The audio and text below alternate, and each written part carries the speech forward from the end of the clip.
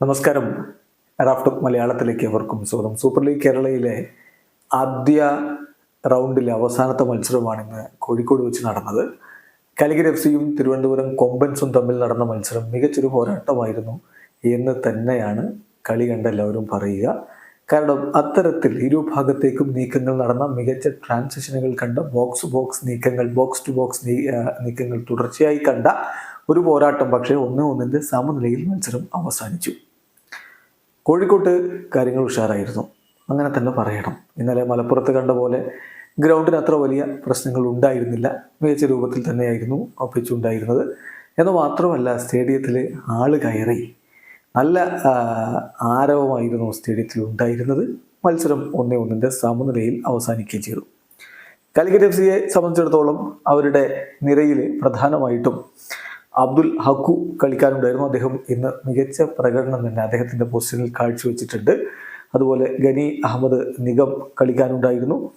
പിന്നെ അവരുടെ വിദേശ താരങ്ങളുടെ കാര്യം പറയുകയാണെങ്കിൽ ഏണസ്റ്റ് ബാൾഫോ, അവരുടെ മുന്നേറ്റങ്ങൾ നയിക്കാൻ ഘാന താരം ഏണസ്റ്റ് ബാൾഫോ ഉണ്ടായിരുന്നു.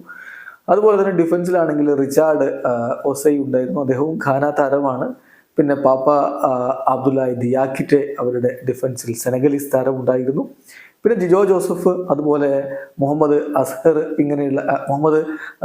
അർഷഫ് ഇങ്ങനെയുള്ള താരങ്ങൾ അവരുടെ നിരയിൽ ഇന്ന് കളിക്കാനുണ്ടായിരുന്നു. മറുഭാഗത്തേക്ക് നോക്കുകയാണെങ്കിൽ ബ്രസീലിയൻ നിര, അതായിരുന്നു കൊമ്പൻസിനായിട്ട് വിദേശ നിര അണിനിരന്നത്. മൈക്കൽ അമരിക്കോ സാന്റോസ് വലകാത്തപ്പോൾ അവരുടെ ഡിഫൻസിൽ മറ്റൊരു ബ്രസീലിയൻ താരം റെനാൻ റോച്ച അറൗഹോ ഉണ്ടായിരുന്നു. പിന്നെ അവരുടെ മധ്യനിരയിലേക്ക് വരികയാണെങ്കിൽ അവിടെയും ബ്രസീലിയൻ താരം പാട്രിക് സിൽവ മോട്ട ഉണ്ടായിരുന്നു. അവരുടെ മുന്നേറ്റത്തിൽ മറ്റൊരു ബ്രസീലിയൻ താരം ഓട്മർ ബിസ്പോ ഉണ്ടായിരുന്നു. അങ്ങനെ ബ്രസീലിയൻ നിരയാണ് അവർക്ക് വേണ്ടി ഇറങ്ങിയതെന്ന് പറയണം. അതുപോലെ തന്നെ അവർക്ക് ഗോൾ അടിച്ച അസറിൻ്റെ പ്രകടനം എടുത്തു പറയണം. മറ്റൊരു വിങ്ങിൽ കളിച്ചിട്ടുള്ള താരം അക്മൽ ഷാൻ മികച്ച രൂപത്തിൽ തന്നെ പെർഫോമൻസ് നടത്തിയിട്ടുണ്ട്.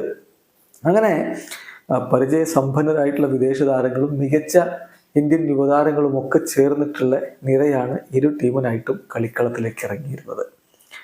ആദ്യ പകുതിയെക്കുറിച്ച് പറയുമ്പോൾ ഇരു ഭാഗത്തേക്കും നിരന്തരം ആക്രമണങ്ങൾ നടന്നിട്ടുണ്ട്. പക്ഷേ ഒരു സ്ലൈറ്റ് അഡ്വാൻറ്റേജ് കൂടുതൽ കൊമ്പൻസിനായിരുന്നു എന്നത് സമ്മതിക്കണം. പൊസഷൻ്റെ കാര്യത്തിൽ മാത്രമല്ല, ക്രിയേറ്റിവിറ്റി അവരുടെ മുന്നേറ്റങ്ങൾക്ക് കൂടുതൽ ഉണ്ടായിരുന്നു. ഇരു പാർശ്വങ്ങളിലായിട്ട് അസറും അതുപോലെ തന്നെ മറുഭാഗത്തായിട്ട് അക്മലും ഒക്കെ നല്ല രൂപത്തിൽ കാര്യങ്ങൾ കൈകാര്യം ചെയ്യുന്നുണ്ടായിരുന്നു. അതേസമയം കാലിക്കറ്റ് എഫ്.സിയുടെ ഭാഗത്ത് അത്രത്തോളം ഒരു ക്രിയേറ്റിവിറ്റി ഉണ്ടായിരുന്നില്ലെങ്കിലും കിട്ടിയ അവസരം അവർ ഗോളാക്കി മാറ്റുകയും ചെയ്തിട്ടുണ്ട്.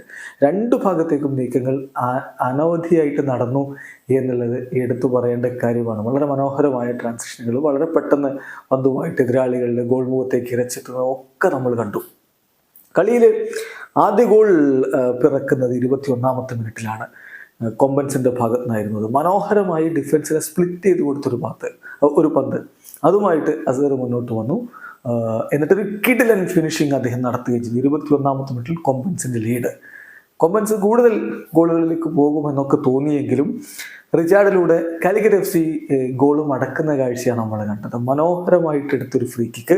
ആ ഫ്രീ കിക്കിൽ നിന്ന് ഹെഡറിലൂടെയാണ് റിച്ചാർഡ് ഒസൈ പന്ത് വലയിലേക്ക് എത്തിക്കുന്നത്. അദ്ദേഹത്തെ ഡിഫെൻഡ് ചെയ്യുന്നതിലും മാർക്ക് ചെയ്യുന്നതിലും കൊമ്പൻസിന് പിഴച്ചു എന്ന് വേണമെങ്കിൽ പറയാം. ഓൾമോസ്റ്റ് ഒരു ഫ്രീ ഹെഡറാണ് അദ്ദേഹം വലയിലേക്ക് ഉതിർത്തത്. അങ്ങനെ 1-1 സമനില. പിന്നീടും ഇരു ഭാഗത്തേക്ക് നീക്കങ്ങൾ ഉണ്ടായിരുന്നു, പക്ഷേ ഗോളിലേക്ക് പന്തെത്തിയില്ല. രണ്ടാം പകുതിയിൽ സ്വാഭാവികമായിട്ടും ഗോൾ ലക്ഷ്യം വെച്ചുള്ള നീക്കങ്ങൾ ഉണ്ടായതാണ്. എന്നാലും കൂടുതൽ ഷോട്ടുകളൊന്നും വന്നില്ല എന്നുള്ളതും എടുത്തു പറയേണ്ടതാണ്.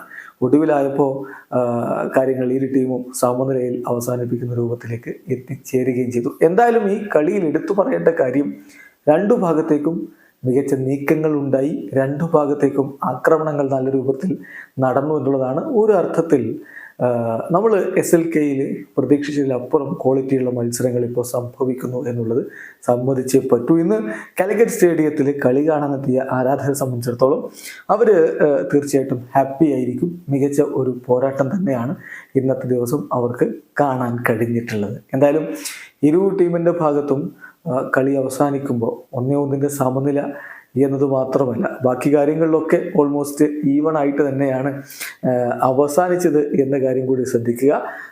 ഇരു ടീമിൻ്റെയും ഒരു ബോൾ പൊസിഷൻ ഒരുപോലെയായിരുന്നു. അതുപോലെ തന്നെ ഇരു ടീമിൻ്റെ ഭാഗത്ത് നിന്ന് വന്നിട്ടുള്ള ഷോട്ടുകൾ രണ്ടും ഒരുപോലെയായിരുന്നു. അതൊക്കെ ഇൻട്രസ്റ്റിംഗ് ആണ്. 1-1 സമനില. ഇരു ഭാഗത്തും 50-50 ആയിരുന്നു ബോൾ പൊസിഷൻ ഉണ്ടായിരുന്നത്. അതുപോലെ ഷോട്ടുകൾ വന്നത് നോക്കിയാൽ നമുക്കത് വളരെ കൃത്യമായിട്ട് കാണാൻ പറ്റും. രണ്ടു ഭാഗത്തും ഒരു ടീം 6 ഷോട്ടുകൾ വന്നപ്പോൾ അടുത്ത ടീമിൻ്റെ ഭാഗത്ത് നിന്ന് 5 ഷോട്ടുകളാണ്. കൊമ്പൻസ് 6 ഷോട്ടുകളും കാലിക്കറ്റ് 5 ഷോട്ടുകളുമാണ്. ഓൺ ടാർഗറ്റിൽ പക്ഷേ കൊമ്പൻസിനേക്കാൾ കൂടുതൽ ആധിപത്യം മറുഭാഗത്ത് കാലിക്കറ്റ് FC ഭാഗത്ത് നമ്മൾ കാണുകയും ചെയ്തു. എന്തായാലും മത്സരം 1-1 സമനില.